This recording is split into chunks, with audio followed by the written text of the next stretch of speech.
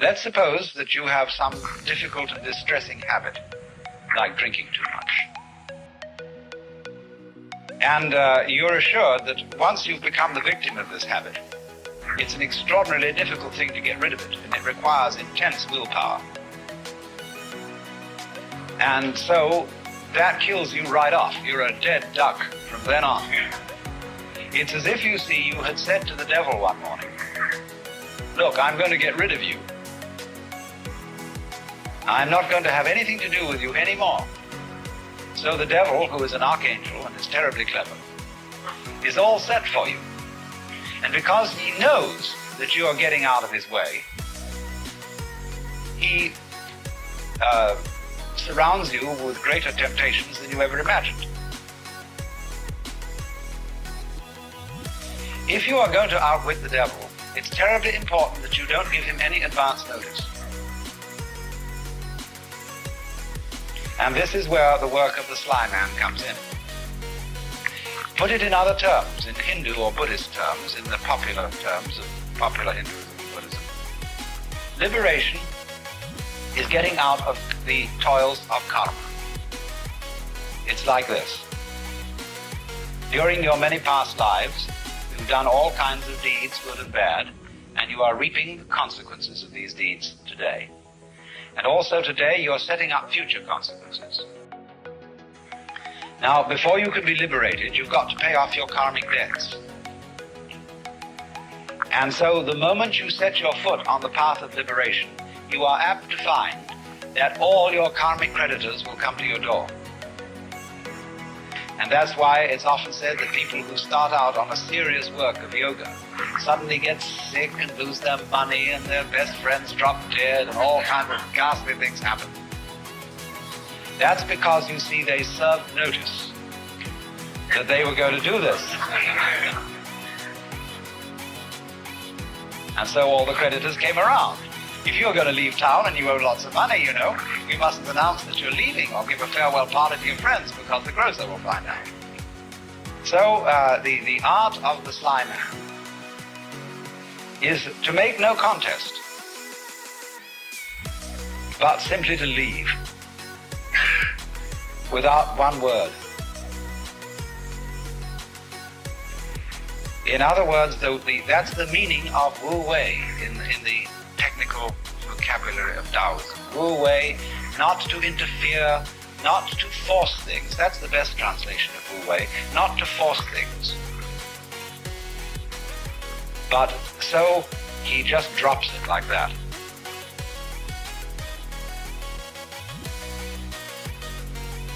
But you're in this respect, you see, you're your own worst enemy. Because even if you serve notice privately on yourself, that suddenly you're going to drop it all. Already the devil knows, because who do you think the devil is?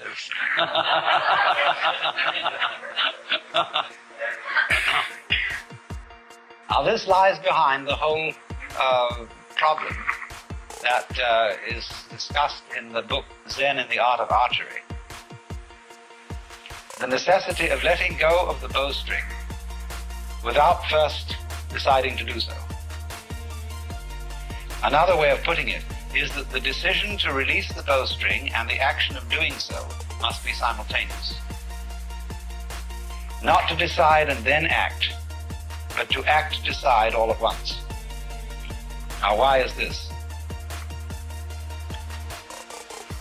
If you are going to be an expert archer, you must shoot before you think, otherwise it'll be too late.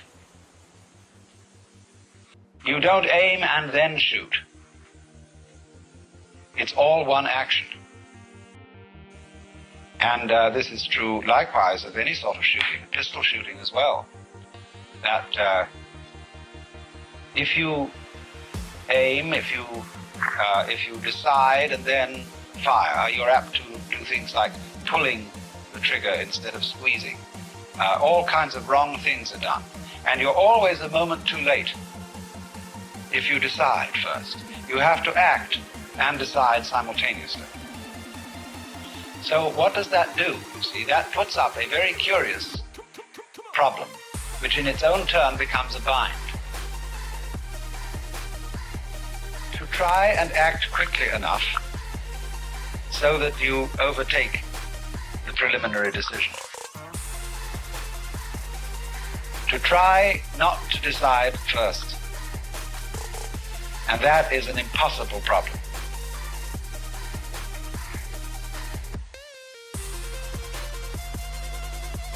I wonder if you ever read von Kleist's story about the fighting bear. This is included in Nancy Wilson Ross's book, The World of Zen, as a kind of Western Zen. It's a story about a man who has a fight with a circus bear. And the bear reads his mind and always forestalls any attack that he makes on it. There's absolutely nothing he can do to get past the bear. And so, in the same way, you might imagine a guru who is a mind reader, and he always knows if you decide before you act. And if you do, you see, the devil will catch you. Instead, you see, of deciding that you won't be an alcoholic anymore, the only thing to do is not to drink, without any previous decision on this matter. But how can anyone do that, you see? That's the question. How can I decide not to decide? How can I announce that I won't make any announcement without making an announcement? You see, there is no way out of that bind. Try as you may. You go on and on and on, trying, as Herrigal did, to release the bowstring without thinking first to release it. But then, strangely enough, one day the thing happened. He did it. And this is involved in our learning of almost all techniques. That we work and work to achieve that final point of perfection. And it doesn't come, and then one day it happens. Now, what is the reason for that? Is it simply, and this is really, you know, the way it's usually explained, but this is an oversimplification. It is not that we have practiced it so often that it suddenly becomes perfect. It is much more subtle than that. What happens is that we've practiced so often that we find out we can't do it. And it happens at the moment you know you can't do it. When you reach a certain point of despair, when you know that you are the one weird child who will never be able to swim. At that moment you're swimming. Because the desperation and the total inability to do it at all has brought you to a point which we might call don't care. You stop trying. You stop not trying to get it that way. You just have arrived at the insight that your decision, your will, doesn't have any part of the thing at all. And that's what you needed to know. You've overcome, you see, the illusion of having a separate ego. There is no way of telling anyone that that's an illusion and getting appropriate action, because we are thoroughly indoctrinated with the idea that it's real. And if I say, well, I'm going to get rid of my ego, that's what the Taoists call beating a drum in search of a fugitive. He hears you coming. So the ego, that is to say, the illusion of having a separate will and a separate I center, that can be an effective agent, that cannot be overcome by a decision which seems to be centered in the ego. You might as well put out fire with fire. It can come only when an attempt to act from the ego center has been revealed to be completely futile. Then the thing happens, because you've really discovered that it was, after all, an illusion. Now, be very careful how you formulate this sort of thing philosophically. This could, of course, correspond to the kind of person who feels unafraid and who feels very free because he's a complete fatalist. A lot of people are, and are very happy in their fatalism.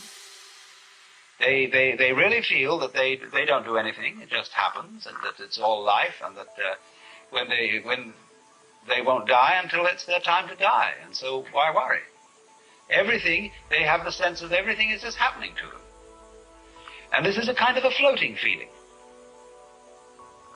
It's as if you didn't have to push things at all. They just flowed along. Well, now that state of affairs, that feeling of you don't have to push anything, it just floats along, is very similar to the experience I'm describing, if not the same thing.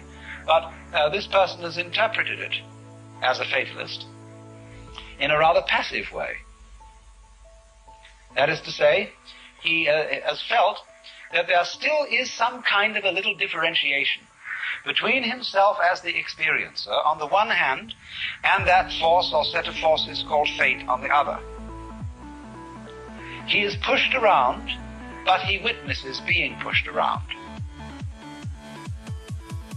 Now, in this state, this person still has a little fragment of impurity left.